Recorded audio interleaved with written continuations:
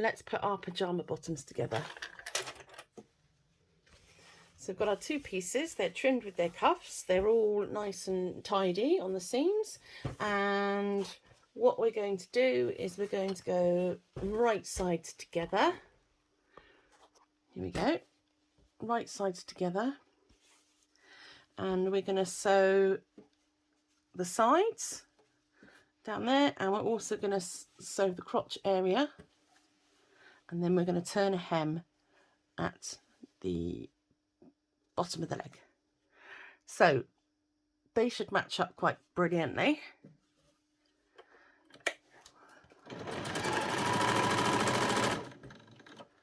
And just blast down there.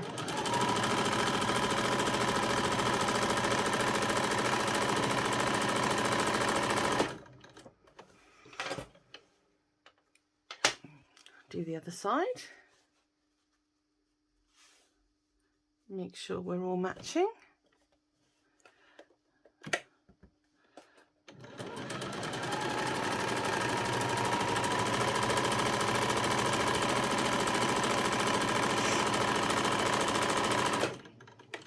Right. So now the plan is to neaten this sewn edge here. Pinking shears time. Blimey, they're site industrial, these. Rattling around on my table. So we just do the other side.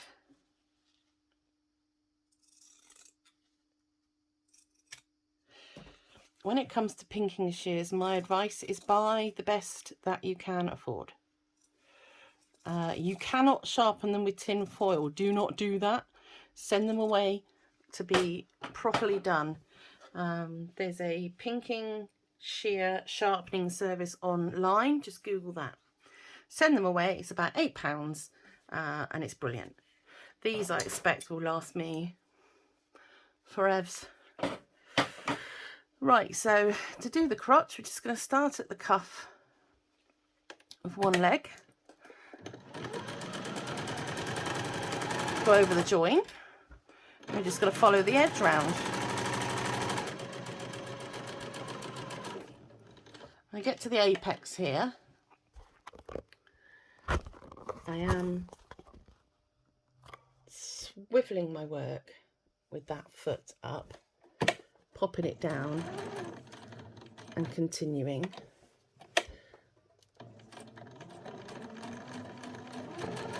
Sorry for my big fat thumb in the shot there.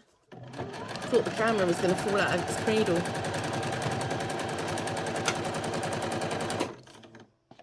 Right, so there we have it.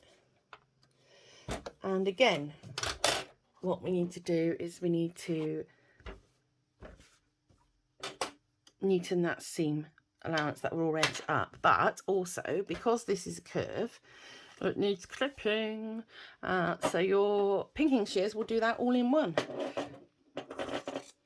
If anybody really wants to know, I think pinking shears, not that you could tell, are possibly my most favourite implement in my sewing room, second only to my tweezers, which I find extremely helpful in a wide range of circumstances, from popping fiddly things into the machine, threading the overlocker, threading the machine, turning small things inside out, helping to push corners through.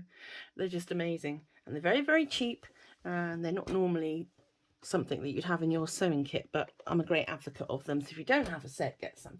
Right, enough waffle from me. We're actually going to turn these the right side out now and give them a bloomin' good press. Okay.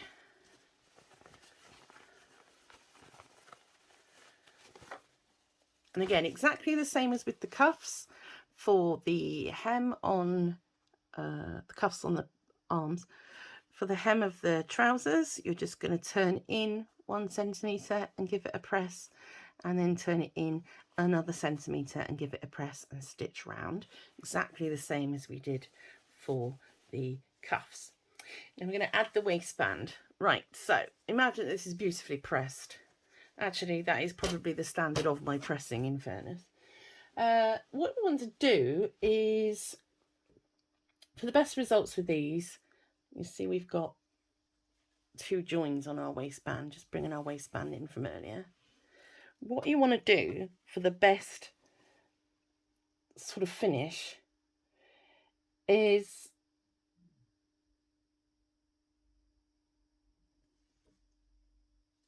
pop this at the centre front and centre back when you come to do this bit, because it will look authentic when you put the ribbon on. It will look like the ribbon does something. Alternatively, if you don't fancy that, you can line them up with the side ones. I won't mind. But first of all, what we need to do is we need to grab our elastic. Mine's buried. And in the pattern I say 23 centimetres, but all of your dollies are slightly different. So measure around your dolly's waist and then take off 5 centimetres. So I'm actually going to cut mine at 23 because that's what the pattern says. Because I'm sure when I did the pattern, I made it to fit my dolly. And then what we're going to do is just overlap the ends of the elastic, and you want to select a zigzag stitch. Zigzag stitch means that when the elastic's pulled, i.e. to get it on and off dolly, it won't snap. Now there is such a thing as a 3-step zigzag stitch. What is a 3-step zigzag stitch? Okay, so we use the back of the contrast pattern.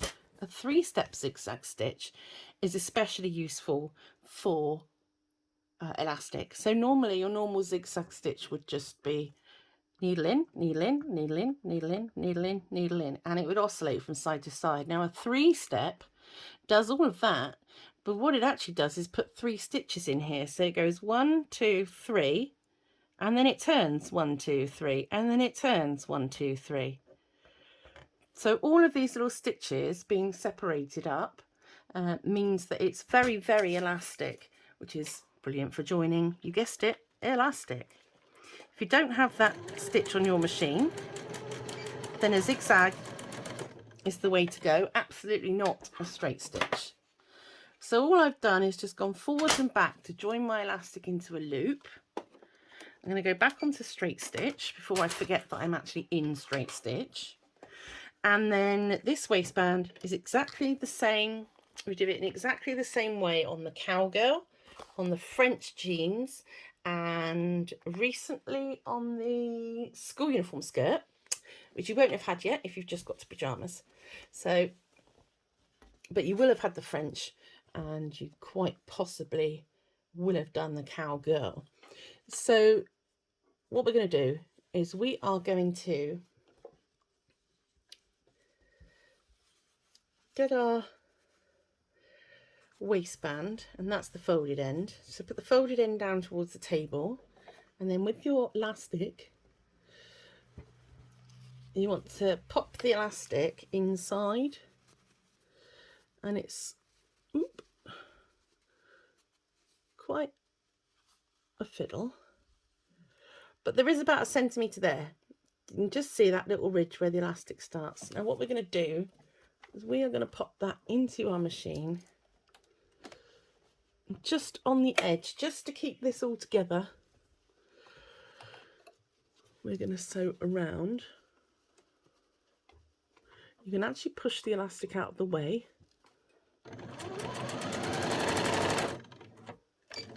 Because what we don't want to do is we don't want to sew into the elastic, because that will stop the ruching effect.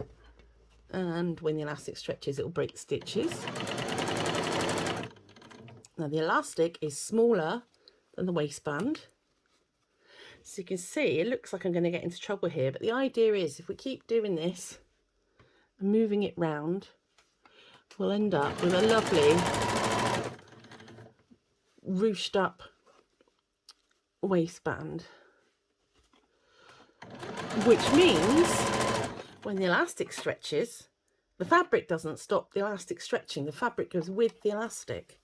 That's really the plan here. Let's pop this on. I love these pyjamas, they're absolutely my favourite. Now all I've done is I've just pulled the elastic through with my needle down so that I've got a bit more playroom.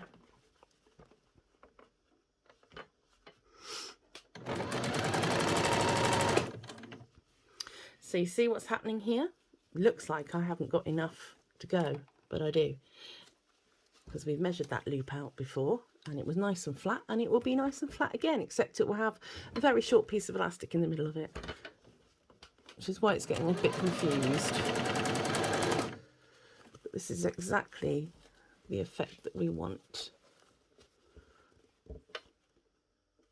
Push that elastic back out of the way. It is a fiddle, not gonna lie, but it is beautiful. And the waistband actually is the same width as the pyjama bottoms opening, so you know you've got a double whammy there, because that will gather the waist of the pyjama bottoms in when we attach it to the leg part, give them shape. So we're just coming to the end. No elastic has been sewn in this tutorial. Yay! Right, check this out. Look at that. Isn't that awesome? And it stretches, the elastic stretches to the full extent of the fabric. So that is how a waistband works. Now, I'm going to put them on our trousers. This is going to be a bit fiddly as well, because actually what happens is we have got a raw edge here and we've got a raw edge here. So what I want you to do is put your raw edge towards your machine and your raw edge of your trouser bottoms towards the machine, and we're going to post the legs through. Okay, 1 through, then 2 through, and we're going to pull our waistband up to the top. Now, where's my center seam? Right, there's my center seam, and I want that at the front of my pyjamas in the center. So I'm just going to clip that on. Look, little rascal's fallen out. Get up there. Okay, so we're going to sew all through all 3 layers of this. And what we're going to do is we're going to stretch our waistband as we go. I'll show you. We need to stretch that waistband because the trousers are almost double the size.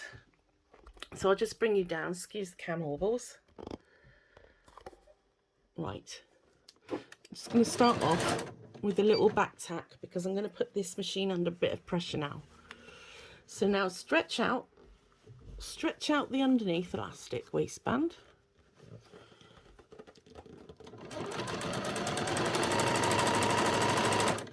And attach the top piece. So again, we're going to stretch it out just 2 or 3 centimeters at a time. Nothing in Dolly is a race.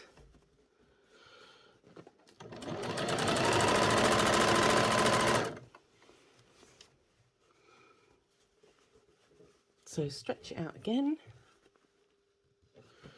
Come round again. So you might find it easier to hold it at the back as well when you get started. I find it helps me quite a lot actually. Keep going.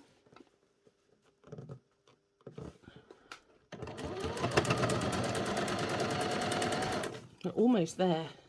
You can see just as I pull this away that we're just about going to do it. Oh, I've lost my rhythm now. I was in a good rhythm there.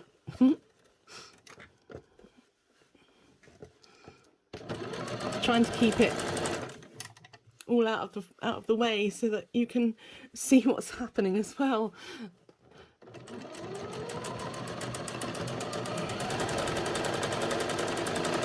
Right, we're nearly at the end. Look at that.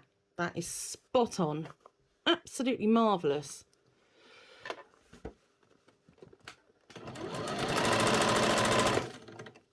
If yours isn't, right, no one's looking, just put a little fold in there because it's gathered anyway, so no one's going to see it. Dolly's all about personalizations, which some people will tell you are mistakes, but they're wrong. Right. So if I just turn them out now, look. Oh, pretty, pretty. Look how pretty that is. This fabric, actually, the little ditzy pattern, looks amazing when it's all gathered up. I love it. It's very, very nice fabric. I had a nice email from Canada to say that this cloth was, you know, one of the best she'd ever worked with. It cuts like butter. And you see how what was boxy and had no shape has now gathered in to be quite feminine and have a hip area. Okay, now Dolly doesn't have very wide hips. She's not childbearing, our Dolly, bless her. But essentially sewing is all about taking something two-dimensional, like a piece of cloth, and giving it shape and structure. So what I'd like you to do is just turn them back out inside out again and neaten that edge. Now, the best way to neaten that edge, because it's actually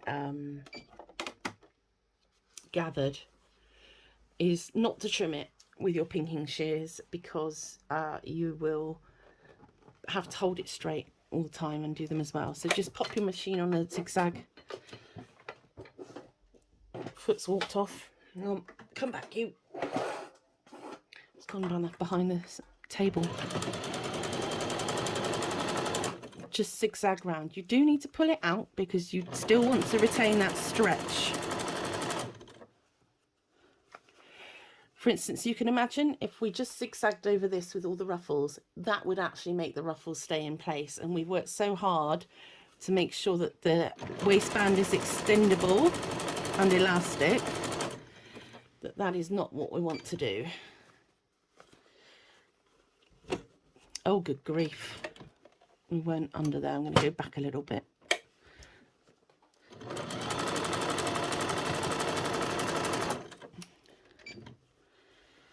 Much better when you do this, as you've just seen, if you stop with the needle down on the left hand side.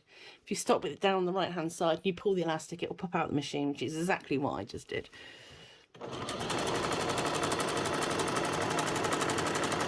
Full of pro tips that I don't bother using myself. Typical expert. Do as I say, not as I do. So we're back at the beginning now. So we just take the work out of the machine, and in any of these bits of thread, you can just tidy up now. It won't continue to fray after, with all those lovely zigzag stitches in. I actually quite fancy that as a hairband. Right, so we've talked about hemming the bottom, we've talked about the buttons. So the last thing to do is you saved a bit of your ribbon. You saved a bit of your ribbon. So all we're going to do now for a bit of fancy pants is, with the ribbon, just fold it in half, just to find the centre. That'll do. And with the spotty side, the right side, towards the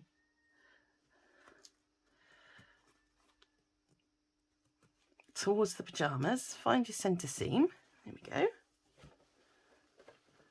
Pop your machine back onto a straight stitch. Just spread it out like that so that it's not,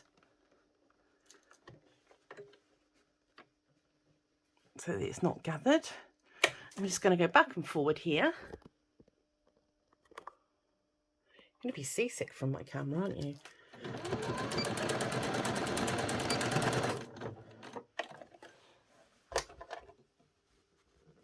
And then that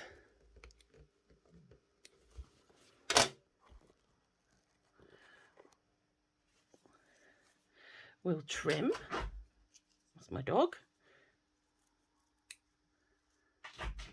Just trim to just slightly shorter than the pyjama legs themselves, and then tie it into a bow. That now looks like Dolly has got a gathered waistband. We do a gathered, sorry, we do a drawstring waistband on the Dolly and Dr. Doug outfits later on in the year. But for now, that's practiced another little skill. It's nice and neat inside, and that's our pyjama bottom. So that's our pyjamas done. We're going to move on to the dressing gown.